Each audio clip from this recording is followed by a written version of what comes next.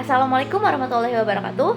Perkenalkan, nama saya Deviana Celestari dari kelas 6C dengan NPM 22106310500007. Di sini saya akan menjelaskan tentang kesebangunan, yaitu materi kelas 9 SMP.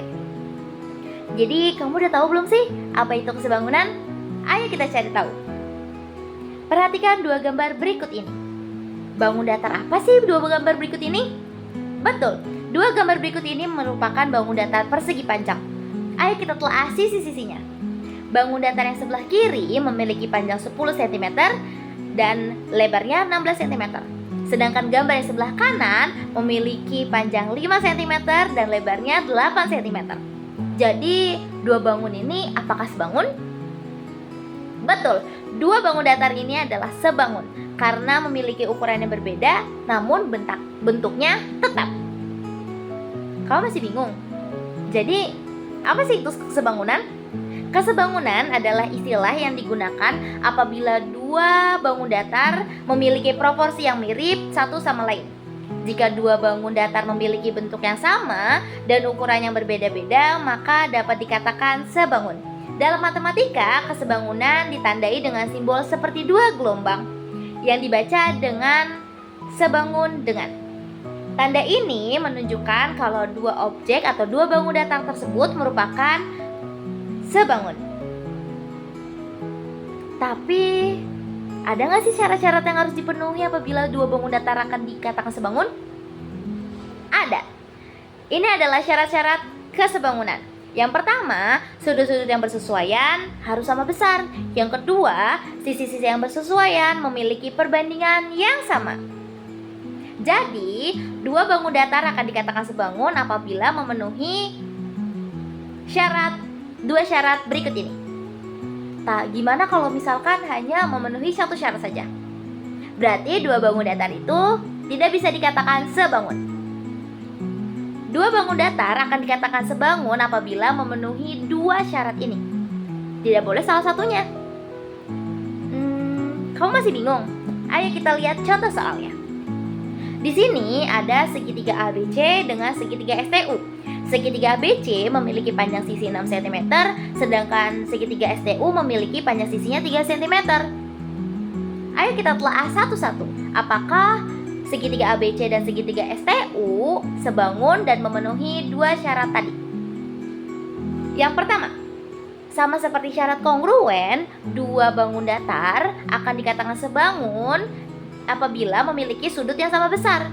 Dalam gambar di samping, kamu bisa lihat kalau sudut AB itu panjangnya atau besarnya sama dengan sudut S. Sedangkan sudut B itu besarnya sama dengan sudut T dan juga sudut C itu besarnya sama dengan sudut U. Jadi, berdasarkan pernyataan ini, segitiga ABC dan segitiga STU memenuhi syarat yang pertama, yaitu sudut-sudut yang bersesuaian sama besar. Tapi, apakah segitiga ABC sama segitiga STU memenuhi syarat kedua? Ayo kita cari tahu. Sebelum kita menemukan apakah sudut ABC dan segitiga segitiga STU ini sebangun, kita harus tahu dulu mana aja sih sisi-sisi yang bersesuaian.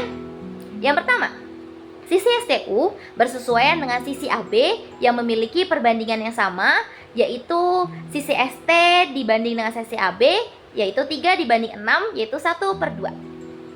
Selanjutnya, sisi TU bersesuaian dengan sisi BC yang memiliki perbandingan yang sama, atau bisa ditulis sisi TU dibandingkan dengan sisi BC, yaitu 3 dibandingkan 6, yaitu 1/2, atau 1/2. Yang terakhir, sisi SU bersesuaian dengan sisi AC yang memiliki perbandingan yang sama, atau dapat ditulis sisi SU dibandingkan dengan sisi AC, yaitu 3/6, atau disederhanakan 1/2. Dari perhitungan tersebut diketahui atau disimpulkan kalau sisi ST dibandingkan sisi AB itu sama dengan sisi TU dibanding dengan sisi BC sama dengan sisi SU dibanding dengan sisi AC, yaitu 1/2. Karena ketiga sisi yang bersesuaian itu ternyata memiliki perbandingan yang sama, maka segitiga ABC dengan segitiga STU itu memiliki perbandingan yang sama.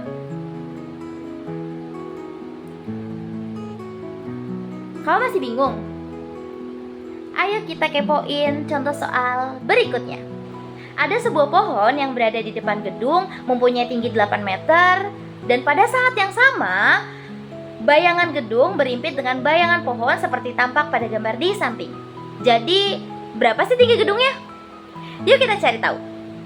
Sebelum kita cari tahu, kita harus cari tahu dulu apakah terdapat dua segitiga atau dua bangun datar di gambar di samping. Betul, terdapat dua bangun segitiga siku-siku, yaitu segitiga siku-siku yang pertama yaitu gedungnya yang sebagian tinggi, dan segitiga siku-siku yang kedua yaitu pohonnya yang sebagian tinggi. Jadi bisa kita hitung sisi-sisi yang bersesuaian yaitu AB yang merupakan panjang bayangan dari pohon yaitu 10 cm, dan AD yang merupakan panjang bayangan dari gedung yaitu 15 cm, yaitu 10:15. Sedangkan sisi-sisi yang bersesuaian kedua yaitu tinggi pohon yang 8 meter dan tinggi gedung yang akan kita cari tahu. Sehingga dihasilkan ternyata tinggi DE yang merupakan tinggi gedung yaitu 12 meter. Jadi tinggi gedung sesuai dengan ukuran tersebut adalah 12 meter. Tapi kenapa kita bisa ketemu 12 meter? Karena kita menggunakan rumus kesebangunan. Tinggi gedung dan juga segitiga siku-siku yang merupakan tinggi gedung dan segitiga siku-siku yang menggunakan tinggi pohon itu sebangun karena memenuhi dua syarat yang sudah disebutkan, yaitu sudut-sudut yang bersesuaian memiliki besar yang sama dan juga sisi-sisi yang bersesuaian memiliki perbandingan yang sama. Ayo kita cari tahu. Di sini, perbandingan dari bayangan pohon dan bayangan gedung adalah 10:15 yang merupakan 2:5. 2:3. Sedangkan tinggi pohon dan juga tinggi gedung itu memiliki perbandingan yang sama, yaitu 8:12 ataupun 2:3. Jadi, baik tinggi panjang bayangan ataupun tinggi gedung, tinggi pohon itu memiliki perbandingan yang sama. Jadi memenuhi syarat dari dua kesebangunan. Maka dua segitiga tersebut memiliki ataupun disebut sebangun. Kita lanjut ke contoh soal yang kedua, yaitu sebuah foto ditempelkan pada selembar karton. Di sebelah atas, kiri, dan kanan foto masih terdapat sisa karton selebar 3 cm. Jika foto pada karton sebangun, jelaskan berapa luas karton yang tidak tertutup foto. Ayo kita cari tahu.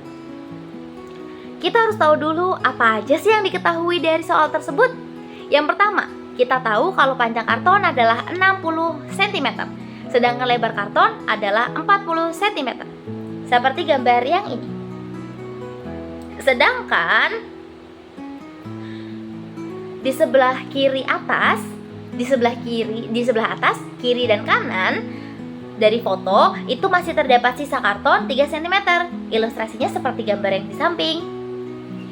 Jadi, terdapat dua bangun persegi panjang yang sebangun, yaitu karton dan foto. Ini tidak perlu kita buktikan karena di soal sudah disebutkan kalau dua bangun datar ini sebangun. Jadi, foto dan karton sebangun sehingga berlaku 40 cm yang merupakan lebar dari karton dibandingkan dengan lebar dari foto yaitu 34 cm, sama dengan 60 cm yang merupakan panjang dari karton dibandingkan dengan panjang dari karton yaitu 57 dikurangi X. Karena yang diketahui hanya sisi atas, kiri, dan kanan foto, yaitu sisa kartonnya 3 cm. Sedangkan sisi bawah foto tidak diketahui berapa sih panjang dari foto ke karton. Makanya kita sebut dengan X. Pasti 57 akan dikurangi dengan X. Selanjutnya kita sederhanakan 40/34, yaitu jadi 2/34 itu sama dengan 3/57 dikurangi X. Kita kali silang aja. Jadi 2 dikali dengan 57 minus X sama dengan 3 dikali 34, yaitu 114 dikurangi 2X sama dengan 102. Kedua ruas sama-sama kita kurangi dengan 114, yaitu jadinya minus 2x sama dengan 102 dikurangi 114. Jadi minus 2x sama dengan minus 12. Kedua sisi kita bagi dengan minus 2, yaitu x sama dengan 6. Jadi kita tahu kalau misalkan ternyata sisa karton di bawah yaitu 6 cm. Jadi kita bisa hitung kalau luas karton yang tidak tertutup foto itu sama dengan luas karton dikurangi sama luas foto, yaitu 40 dikali 60 yang merupakan panjang dan lebar karton dikurangi sama 34 dikali 51 yang merupakan panjang dan lebar dari si foto, yaitu 2400 dikurangi dengan 1734 menghasilkan 666 cm persegi. Jadi, luas karton yang tidak tertutup foto adalah 66 cm. Masih bingung? Ayo kita kepoin soal yang terakhir. Perhatikan gambar berikut. Diketahui jika trapesium ABCD sebangun dengan trapesium EFGH. Kita bakal cari tahu berapa sih panjang EH. Ayo kita cari tahu. Kita cari tahu dulu apa sih yang diketahui. Yang diketahui adalah trapesium ABCD sebangun dengan trapesium EFGH. Jadi kita nggak usah membuktikan apakah dua trapesium ini memenuhi syarat, karena sudah pasti memenuhi syarat.